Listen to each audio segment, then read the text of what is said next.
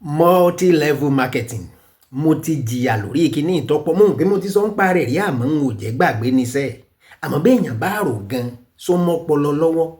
ńgbẹ́ ẹnìkan kan dúró nírònà lẹ́gbẹ̀ẹ́ títì láàárọ̀ kùtù tó so táì mọ́rùn bí okùn ajá ló wá wọ́ olúwa rẹ̀ mọ́ra tó ní wá jẹ́ ń fàṣírí owó ní níná jẹ́ ń fi hàn ọ́ ló wá gbé bébà bèlé jábá ìlú gbé lólúwa rẹ̀ lọ́wọ́ olúwa rẹ̀ kà ló wá ní bó bá lè foyè báyìí bẹ̀rẹ̀ tó méèyàn méjì wá téèyàn méjì náà méèyàn méjì wá táwọn èèyàn méjì náà méèyàn méjì wá tí gbogbo rẹ̀ wá ń fẹ́ rẹpẹtẹ bí ìdí ọ̀dọ́ kọ tí gbogbo wọn sì fowó sí gbò bá yá láìgbé láìsọ owó kàn mọ́ wọlé fólúwa rẹ̀ lólúwa rẹ̀ ó mọ gbáyìn bí ìrànú ṣúgà ẹ dákun sórí bẹ́ẹ̀ sà ẹ dáadó ń bẹ̀. àwọn ọmọ ayé òde òní bíi tèmi ẹjá wo nǹkan kan àwọn nǹkan mẹ́rin nǹkan lédè Yorùbá tó jẹ́ pé wọ́n jọra wọn àmọ́ òǹkálukú ló níṣẹ́ tí ń jẹ́ ṣe ráwọn kìíní láṣà Yorùbá nǹkan là ń lò fún gbogbo wọn that is we use objects for all of them gbogbo wọn la sì fi ń sọ̀rọ̀ we use all of them to pass messages àmọ́ lọ́nà ọ̀tọ̀ọ̀tọ̀ ni àwọn nǹkan mẹ́rẹ̀ẹ̀rin rèé àrokò àlè ìtùfù àgà ẹjẹ́ àwò wọn àrokò mo ti sọ ń pa rẹ̀ dáadáa èyí ni pé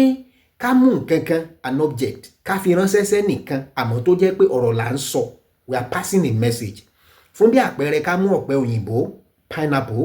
ká fi pàrokò sẹ́nìkan ìtàwé ni pé bó ti wù kí gbogbo nǹkan kó burú tó ní ìsìn nǹkan ń bọ̀ wá dùn torí àwọn baba ńlá wa ní ọ̀pẹ òyìnbó fi dídùn sẹ́wà àmọ́ ẹ̀gùn tí ń bẹ lára rẹ̀ ó lé nírinwó eléyìí ń làrokò àlè nǹkan là ń lò fóònù náà we use an object as well àmọ́ bá a ṣe máa ń lò ní pé a wà gbé lórí nǹkan dúkìá wa nǹkan ìní wa that is we put it on our property tá a fẹ́ kẹ́lòmíì ò gbé àbí kó jí lọ níta wá ń wí ni pé ẹnikẹ́ni tó bá lọ mú nǹkan tá a pa lèlé lórí ohun tó ń ó jìyà that serves as a deterrent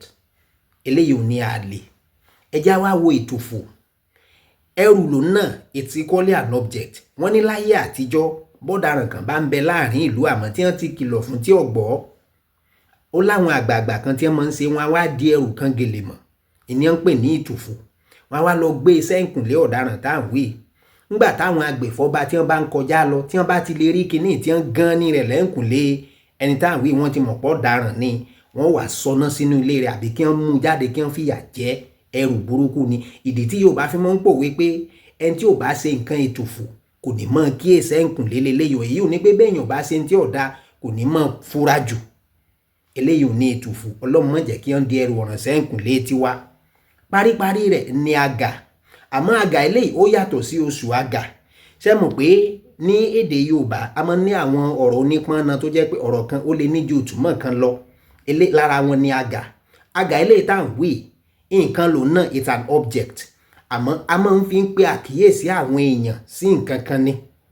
fún bí àpẹẹrẹ bóyá àwọn èèyàn máa ń gba wájú ilé wa kọjá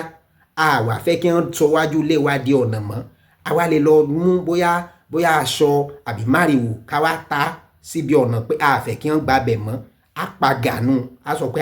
apagà èyí tí gbogbo wa ti ẹ̀ mọ̀ dáadáa ni pé bóyá ọkọ̀ bàjẹ́ àwa mú sí caution a lọ gbé sẹ́yìn ọkọ̀ torí àwọn míì tí ń bọ̀ kí wọ́n lè mọ̀ pé nǹkan kan ṣẹlẹ̀ ní àgà náà lélẹ́yìn sẹ́rí pé Yorùbá dùn ẹ wò bẹ́ẹ̀ bá wá fẹ́ràn fọ́nrán yìí